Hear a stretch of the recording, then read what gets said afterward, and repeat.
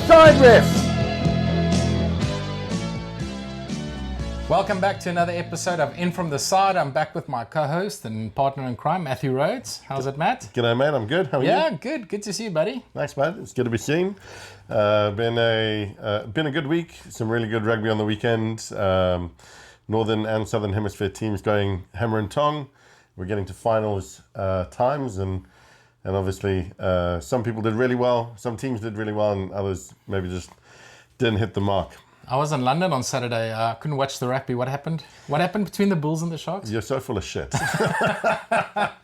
And because you did watch the rugby, so your boys played well. I thought their discipline let them down. They had 3 yellow cards, 2 at the same time at one point. But the Sharks didn't turn up. They were very one-dimensional. Played like up the guts. Simple drawn past rugby would have seen us through, I think. We didn't exploit the man advantage and really just played a pretty boring game. There was no one really who stood out for me. 1 or 2 people had a decent game, but nothing that would be show-stopping and not worthy of semi-finals, finals rugby. The Bulls advance and head up to Dublin this weekend. It's going to be tough. Look, the 2 best sides in the competition made it to the finals, so credit to both of them. But, you know, if the Bulls can pull off a miracle, I think Leinster is super hungry for a win because they haven't won the URC. They keep losing out in Europe, so they'll be hungry. But the Bulls, you know, we've beaten them before. You've beaten them twice this year. I think the home ground advantage is going to be a big factor. Also with the travel the Bulls have to put in. For them to win it, they're going to have to get up. And Jake and the boys, good luck to you. You're going to need to pull out all the stops. But I think they've got it in them to do it. So fair play and good luck to them. Yeah. We'll be watching. We're going to be at Lords watching the cricket. South Africa playing Australia at Lords in the final of the ICC Test Championship. So that's going to be a fun day out. You, me, and a few of the boykies are going to be there. So we're going to be drinking beers in the sun, cheering on the Proteas, and then at some point at 4 or 5 o'clock in the afternoon, we've got to be in front of a TV to watch your boys play rugby. It's going to be an interesting day. I'm just going to watch John T. Is he still playing? I think so. I think so. No, the boys, we're going to get up for them as well. It's going to be a good long weekend. So it's going to be good. But there's some really good rugby. Southern Hemisphere rugby in the Super Rugby Pacific. There's some good teams going hammer and tongs there. So it was good rugby all round. Yeah. Before we get to the weekend, Matt, let's continue with our show. Sure. Over the last couple of weeks, we've been doing the Mount Rushmore series, which has really been received well by the fans out there in YouTube land. We get great feedback from everyone, a lot of banter. So we went through the back line. We went through number 8 last week. We are going to pivot a little bit when it comes to flankers, purely because when we did our research, we saw that a lot of players, and we'll go through the list of names that we went through, played on both sides of the scrum. Yeah. And historically, South Africa also didn't necessarily play blindside and open side. We often played left and right. So did France. And a lot of players were interchangeable between open side and blindside flank. So we're going to try and focus on those positions, but you know, don't get angry when you see a blindside and the open side list, right? We're just going to pick our top 8 flankers and we're going to split it across 2 episodes. 2 episodes. We're gonna try and orientate it open side, blind side, but again, if we include a blind side into the open side and vice versa, don't come chucking spears at us. At the end of the day, give us your thoughts, give us your opinions. I think this is going to be one of the hardest ones that we've had to pick. There's super so difficult. Many amazing loose forwards to choose from over the history of the game. To literally narrow it down to 2 packs of 4 has been incredibly difficult. But I think there's going to be obviously some people who are going to be throwing some names at us going, how could you lead this guy out versus... Well, that's par for the course every week. 100%. So we get that every week. And we welcome it. It keeps the algorithm running nice and smoothly. So absolutely. Good luck to you with your thoughts and suggestions on why we're mental or right. But let's get straight into it. Let's get into it, Matt. Who's the first name on the side of your Mount Rushmore of flanks? You made a comment last week, and anyone who's watched the show regularly would have seen Werner's comment. He said that for our open side, there's going to be one name sort of chiseled in and 3 others. We didn't talk about who that one name was, but I'm making the assumption that it's Richie McCaw because he's the first on my list. I think he is the standout candidate. he's just the GOAT, really. And if you look at his longevity in the game, his performances, his durability, his tactical awareness, the open side flanker, which is kind of what we're focusing on, is typically very, very defensively minded, exceptional at the breakdown. They're in that channel to stop the 10 gaining advantage or having any space, and I think there was none better than Richie McCaw. So he was number one on my list. Yeah, no surprise, and yeah, absolutely right. He's the first name on my Mount Rushmore. It's a no-brainer. I would be very surprised. There might be the odd person out there that goes against the grain, but I think 99% of folks out there would agree with us that Richie McCaw is the greatest open side, and potentially the greatest player that's ever played the game. Just in terms of what he's achieved, mate. World Cup winning captain, back-to-back twice. 148 caps. You know, you'll run down the stats and how many tries he scored. A breakdown king. I mean, he hardly ever got dominated at the breakdown. I think in 2009, you know, Heinrich Bassau really gave him a challenge. George Smith always gave him a good challenge, but he was always, I mean, the longevity of his career. He started in 2001. Ended in 2015. That's 15 seasons playing at the top. It's unbelievable what he's achieved in rugby. It felt like he started playing when TV was still in black and white. And he carried on. Like he is a god in our game. 148 caps, I think. 111 of those as test captain.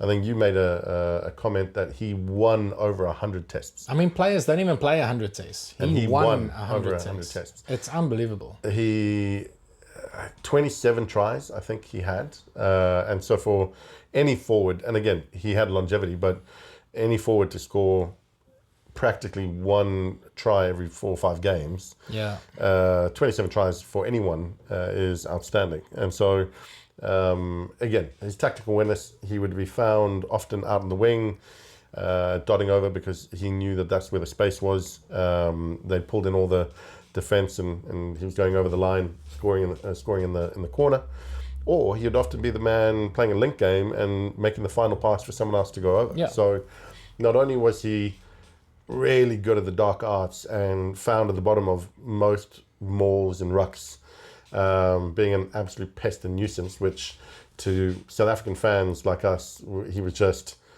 annoyingly good. Our show is called In From The Side. I think I must have screamed, "That's In From The Side, That's ref." where the name comes from. That's where the name comes from.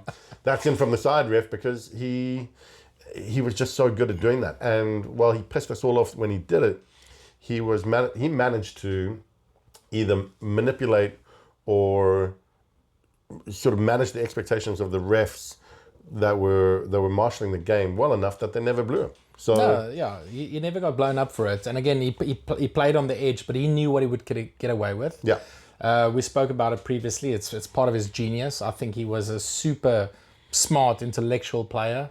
That's why he was captain of the All Blacks as well. And not just as a player, as a captain. The All Blacks have had so many great captains over the years. If you think about Sean Fitzpatrick, Wilson Winneray, Fred Allen, legends of the game, and I think Richie McCaw is head and shoulders above all of them. He is the GOAT. And those are some outstanding names to have him in the same grouping of. But you're right, genius is the right word for him. He led with a tactical awareness. So the amount of times I saw they would go a try or two down really early, and South Africa or whoever was playing with them or against them rather would have like the impetus, and he would just pull his boys in, and like they would change tactics in game. And I've often lamented as a South African supporter some of the leadership calls. You've seen that the strategy that was picked by the coaching staff on the week leading up to a game is implemented, and then all of a sudden you're 20 points down and the All Blacks are exploiting you left and right. And there were times where I would just think, can someone just pull them in, change whatever strategy you went in there with on is not working, change it in the game. And oftentimes we didn't, and that's when they put 50 on us. Talking about a particular game, that was frustrating from that perspective. Richie and many of the Kiwis, but Richie in particular, had the ability to go, it's not working, we can change it. And so that awareness, that rugby brain, and you marry that with just sheer grit, determination, hard as bloody nails. Like, the boy was the complete package. No, he was the complete package. I totally agree with you. And it's not just his ability over the ball. He had the complete skill set apart from kicking, which, you know, he wasn't expected to do. But his defensive game, his athleticism.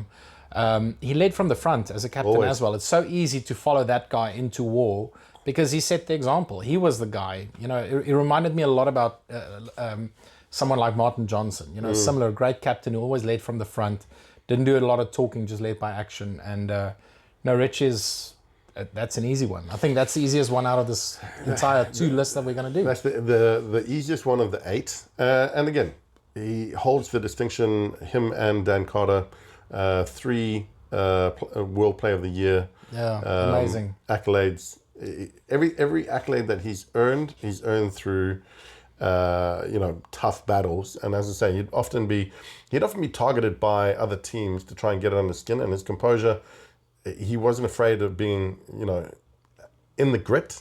But again, you if you're one of those players, those other 14 standing around, and you're watching him run into brick walls, you follow him into battle. Yeah, absolutely. Yeah. Okay, so we agree on the first one. We can talk about Richie probably for 3 hours. He's achieved so much. Like we did with Dan Carter before. But anyway, absolutely. Exactly. So let's move on, Matt. Who's the second name on the side of Mount Rushmore? So in a very similar vein, my next pick is a leader amongst men. He's not only a leader of a team of 14 or 23 or a grouping of 50 odd when they get together for camps, but this man is a leader of an entire country.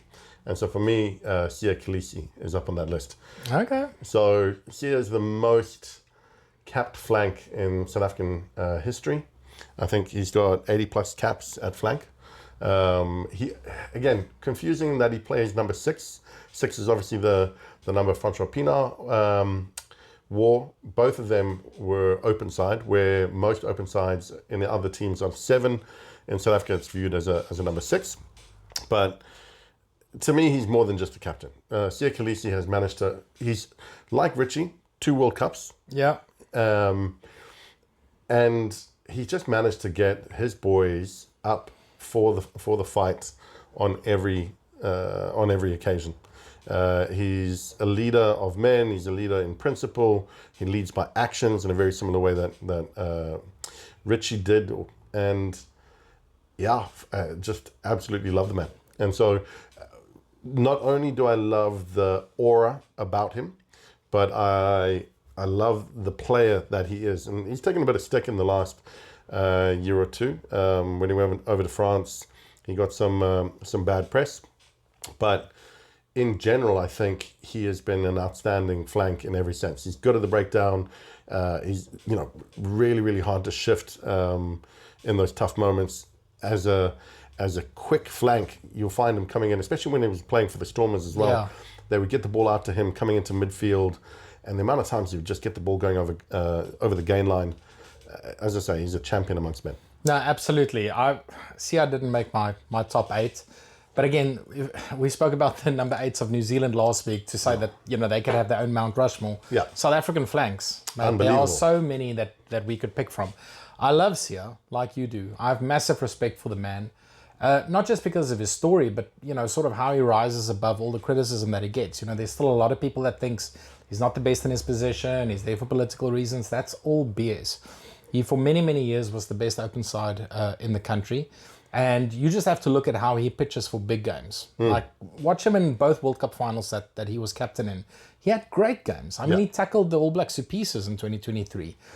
He was fantastic on the field. So the one thing that I love about his leadership is that he knows when to pull on other experienced players. No one ever criticized John Smith when he had a Victor Matfield and a Farida Priya and a Jean de Villiers as part of his leadership team. No one ever criticized them, but for some reason, if Sia, relied on Dwayne or Eben or someone else to do some of the talking, he got criticized for it, which I just don't understand, because that's what a good leader does, is he understands the strengths within specific positions. Sure. He understands what each player brings to the team and how he can leverage that to inspire the team, to get them to come back from a deficit, whatever the scenario might be. So I think that makes him an exceptional leader, not 100%. A poor leader. I agree. When you have other leadership qualities around you, it is in your best interest to leverage them, and also to be humbled enough to recognize you don't know it all. As much as everyone expects you to be, Exactly. The whole country has put him on a pinnacle, and that in itself is pressure and stress. And as you say, from the historical background he's come from to where he is today, he has met adversity at every stage, and yet he just smashes through it.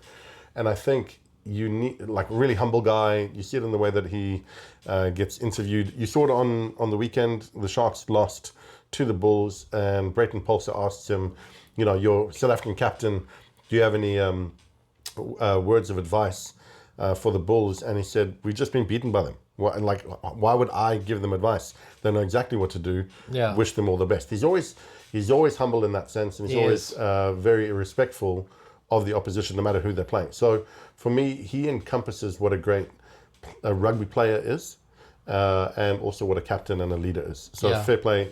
For me, one of the things that stood out for me is he's the most capped flanker in South African history of all time.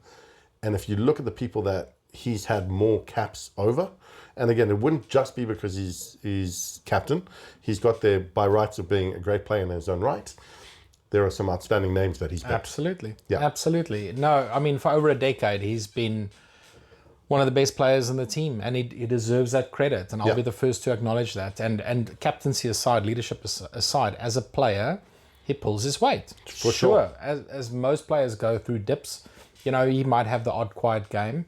But again, in those big matches, in those big moments where you need him to stand up, he does. I don't think anyone can prove me wrong on that statement. But Captain, fantastic. No, Cheers, we love Sia, and just if I think of Sia, I don't think there's a more passionate player than him on the field. Just look at him watching the national anthem. Just watch him singing the national anthem. The pride and the passion that he has for that jersey. I mean, how can you not love the man? He leads 60+ million people in song and in passion and enthusiasm, and he's managed to get an entire country, not just him alone, obviously, but he's very influential to how the Springboks are viewed today in South Africa, which historically wasn't always favorable, especially amongst underrepresented groups. And he's managed to remove that negative tone and pull everyone together behind the Springboks into world champions back to back, and hopefully going for a three-peat. Let's hope so. Let's see. There's still a long way to go to Australia, but I love it. Who was your number two? Who did you pick? So I'll go with another Springbok. I've picked one of my childhood heroes. Again, maybe there's a bit of bias. I don't care. I'm sure a lot of people will agree with me. Some won't. But it's a guy who played both sides of the scrum. He famously he's supposed to be an open side, but he played on the blind side because Franco Pinor had the number 6 on his back. For me, it's got to be Ruben Kruger. Yeah. Absolute legend of the game. Yeah. I loved him, not just because he played for the Bulls, he started off in the Free State, but just what that guy achieved. He played SA School 3 years in a row, from Standard 8 to Matric. He's only one of 3 players that I know of that did that. The other one's Donnie Gerber, and then there was another guy, Stephen Brink, who did it 3 years in a row. Stephen Brink, winger. Yeah, the winger who played for the Sharks. And for the Cheetahs. Never played for the Springboks, but he played SA Schools 3 years in a row. One of my favourite wingers of all time. He was so fast. Yeah, it was good. Yeah, it was so quick. But Ruben Kruger on the side of the flank, they called him the silent assassin. Yeah. I always laughed when he toured with the Bulls in Super Rugby in New Zealand. They would interview him in English and he'd just answer in Afrikaans because he didn't do English all that often. But a fantastic player, one of the hardest players on the field. Great athlete. Like, he scored a lot of tries. Go and watch Ruben's tribute we did on the Real Rugby channel. He scored a lot of tries. But again, strong, over the ball, could win turnovers, massive in defense. He wasn't a big guy. He wasn't as big as a Peter Steff or a Schalk Burger, but man could he tackle, and he was very mobile. And I still believe to this day he scored a try in the 1995 World Cup final. I think Ed Morrison made the wrong call on the day. Ruben scored that try. But for me personally, growing up, Bulls legend, Springbok legend. If it wasn't for injury, he would have played 50 tests for the Springboks. He got injured in 97, And then there was a certain Mr. Rassi Erasmus who came through and took that sort of position for himself. And Ruben only played a couple of tests more in 99, but will forever go down as one of the greatest flanks for me in the Springbok jersey. And he deserves that recognition. And in South Africa, he is lauded as, again, you go and look at some of the online forums and where this question is posed previously, who the best open sides, who the best flankers in history. And when he's not included in whatever list, the barrage of feverish South African supporters that go, "Are you mental?" He's a bit of a cult hero. He is a cult hero. Unfortunately, lost a battle to cancer, I think. Yeah, passed away in 2010. Yeah, really. That was a really sad story because he was still a bull in heart, but also as a player. And that's to say, while he might not be as loved globally, in South Africa, he is a legend in his own right. Yeah, we spoke before the show. We spoke about Michael Jones, and I'm sure we'll get to him. The same way Michael Jones is revered in New Zealand, I feel like South Africans have that special place for the Ruben Kruger. Outside of South Africa, maybe you're right, people don't know him that well or they haven't seen him play. He only played, I think, 38 or 30 odd tests. But in South Africa, again, 9 out of 10 people will say, yeah, he deserves a spot up there. He's up there. Absolutely. Yeah, Michael Jones was an interesting one for me. I know that Richie McCaw says that Michael Jones was a better player than he was, but for me, he was a bit before my time. He started at open side, then went to blind side after his injury. Many people, I think John Hart said that he's the best player he's ever seen when he was coaching him, and lauded as being the individual who kind of transformed and changed the way that the open side was viewed and played. And so fair play to you. It was very fast, very mobile. Very fast, very mobile. I think, did he play at centre, or he had the speed and pace of a centre? He probably did, yeah. No, it was very quick.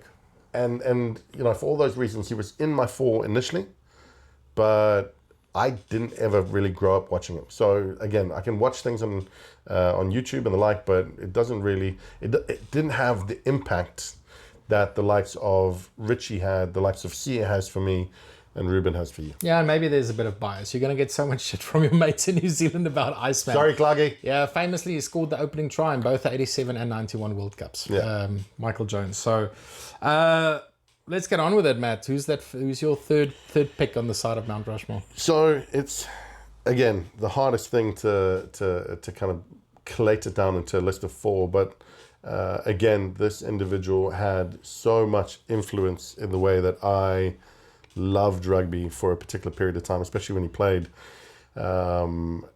He just was savage, and whenever I watched this individual run into either like defenders or into a maul, he just looked like he was feverish with energy and anger. And that's Schalk Burger. Has to be. The incredible Schalk. Scala!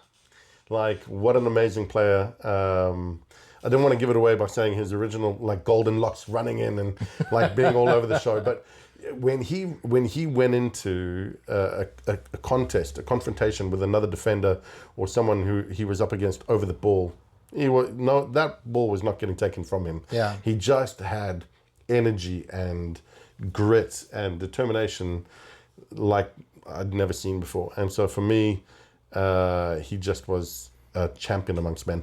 Yeah, okay. No, I agree. He's the third one on my list as well. I had to make space for Schalk. Yeah. Schalk's one of the players that when I went through, there's a couple of websites where you can get all the stats.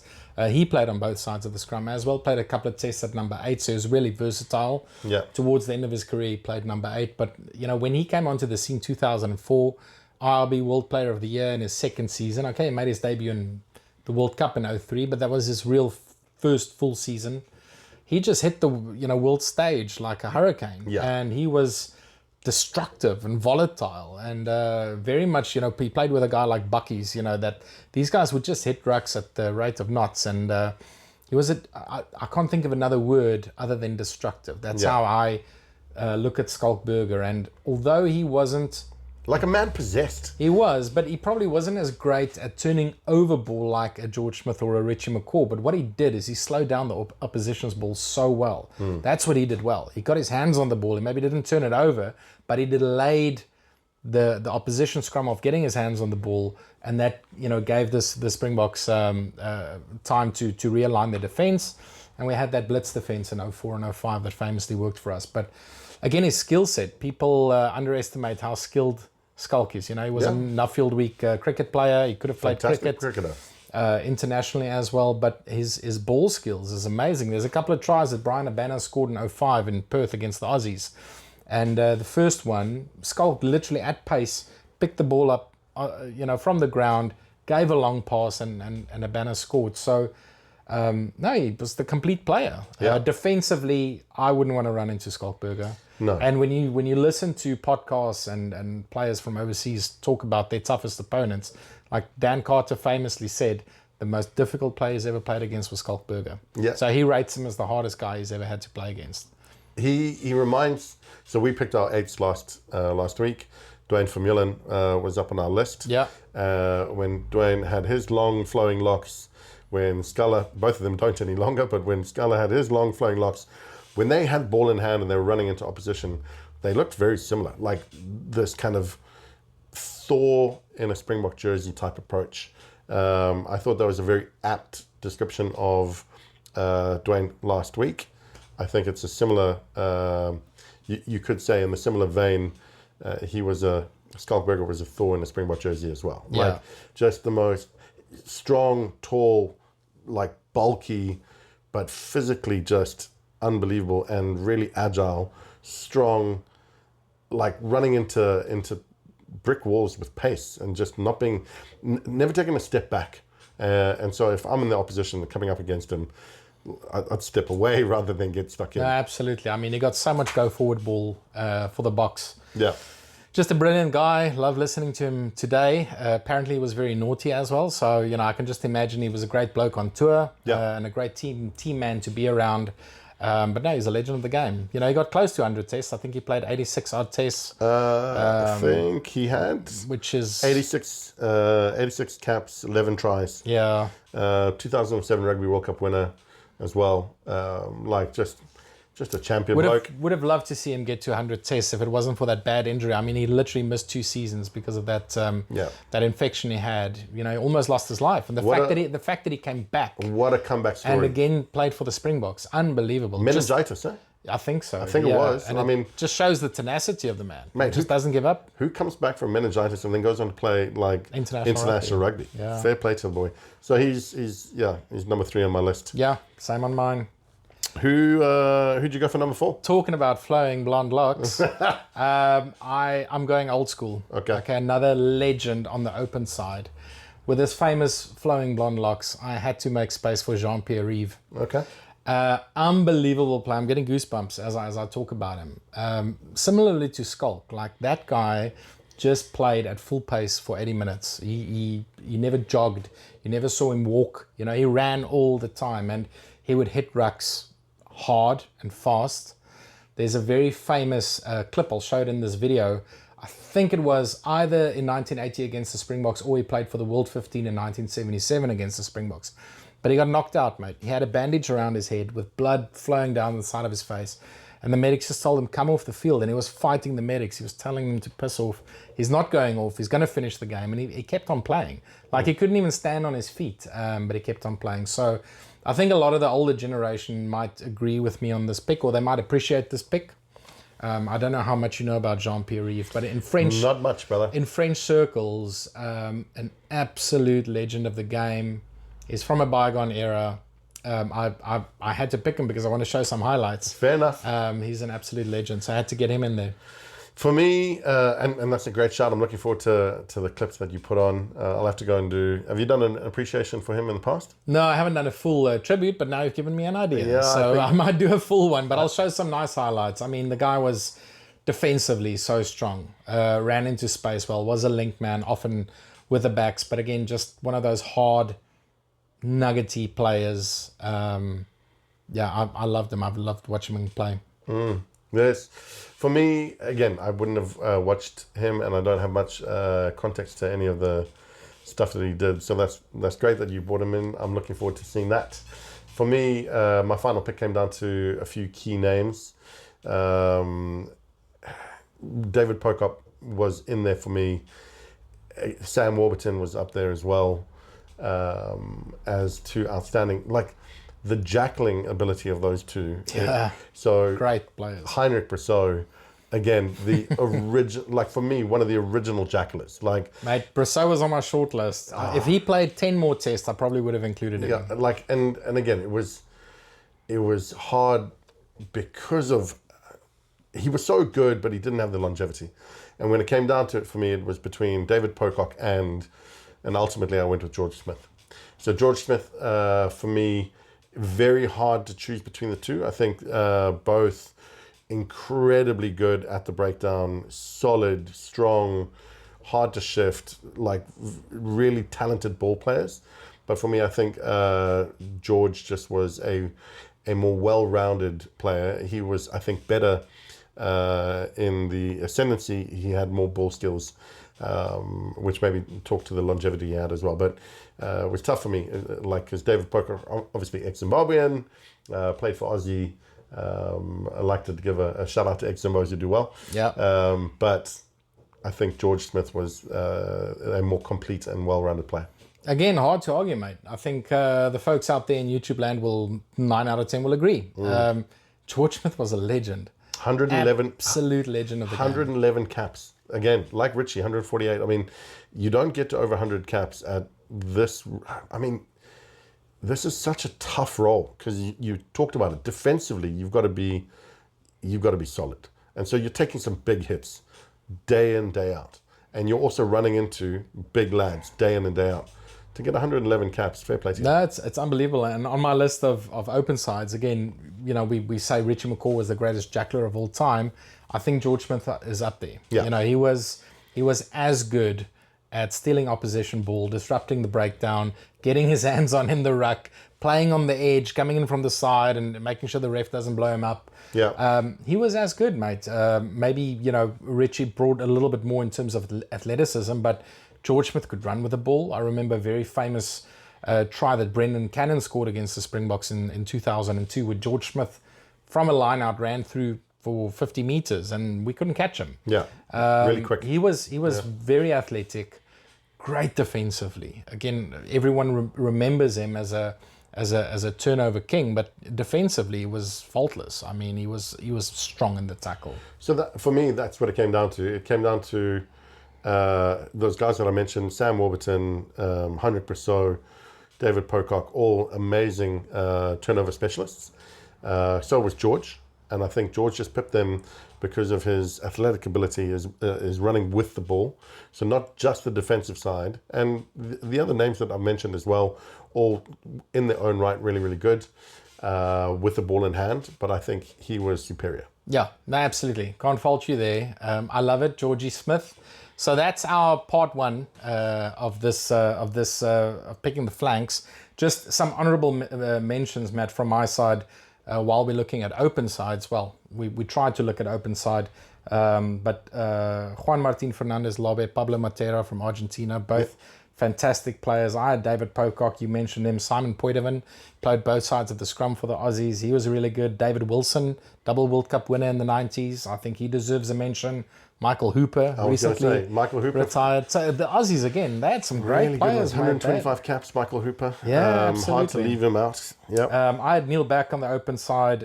Peter Winterbottom, English legend. A lot of folks in England would say Richard he was Hill. Probably the best. Richard Hill, we're going to get to next week, Matt. He played both sides, though. That's Yeah, the he thing. did. That's another He reason. did. So, Olivia Manye, Sean O'Brien, Fergus Slattery. There's so many. Josh van der Fleer, World Player of the Year 2022, I think. Sean O'Brien. Sean O'Brien. For Ireland as well. David Wallace. Michael Jones, we spoke about at open side. He didn't make your list. He didn't make my list. He was number 9 on my list of 8. I had to bump him off to make space for Ruben Kruger. But again, Sam Kane, Josh Kronfeld from New Zealand as well. Josh Kronfeld I had on. Great player. Josh Kronfeld, I think I picked him in our pro era team. Like, I love Josh Kronfeld.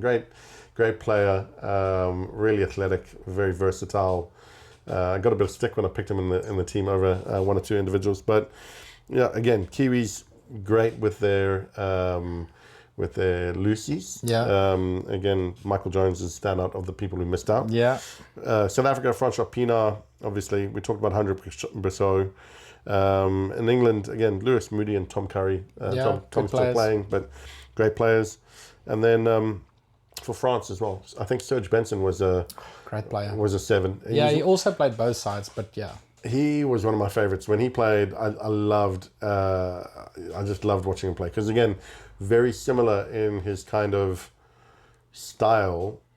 Maybe not as enigmatic as Schalk, but would have the hugest engine on him and would continue just running into breakdowns and mauls and he just never stopped. He was the Energizer Bunny. So yeah. I loved him for the French team in that sense. But yeah, those are some honourable names that have missed the cut. Before we wrap it up, I do have to spend just 3 minutes talking about 3 South African legends on the flank, which again, folks will remember from yesteryear. Jan Ellis, one of the greatest open sides ever. He was very, very close to making my top 8. He was a great duo with Piet Greiling, but Jan Ellis was known for playing on the open side. He definitely deserves a mention. One of the all-time greatest Springboks. Martin Pelser is another one.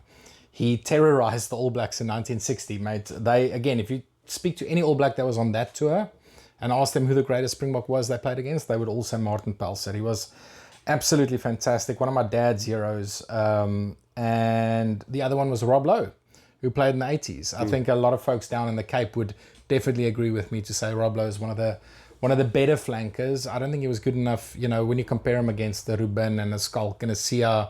Obviously he didn't have the opportunities to play a lot in the 80s, but geez, he was quick. Yeah. It was a fantastic open side. So there's some more names that we didn't get to, but we're going to do this in part 2. So tune in next week. For sure. We are continuing our discussion on the greatest flanks of all time, but we try to focus as much as possible on open side.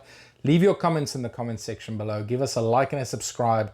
Follow us on YouTube, Facebook, Instagram, TikTok. We're on all the social medias.